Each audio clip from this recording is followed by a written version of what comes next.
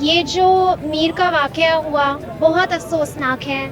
لیکن 79 سال کی آزادی میں ہم نے ایسے بہت میر دیکھے ہیں۔ میں بہت خوش ہوں کہ اتنے لوگ نکل رہے ہیں، کیونکہ ہم اب حکومت سے یہ مانگ کر رہے ہیں کہ میر آخری ہونا چاہیے۔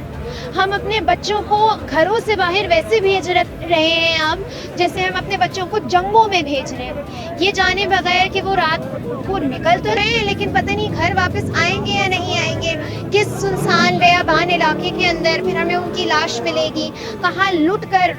مر کر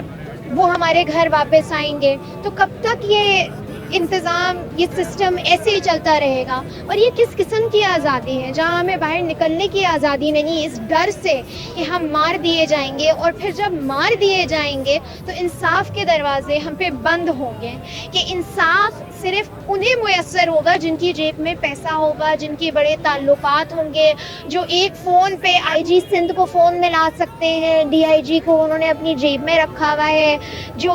بڑے بڑے پولیٹیشنز کے ساتھ ملتے ہیں اور پارٹیز میں جاتے ہیں۔ تو یہ ملک اور یہ آزادی کا دن کیا صرف آج ان کے لیے ہے، کہ آج بھی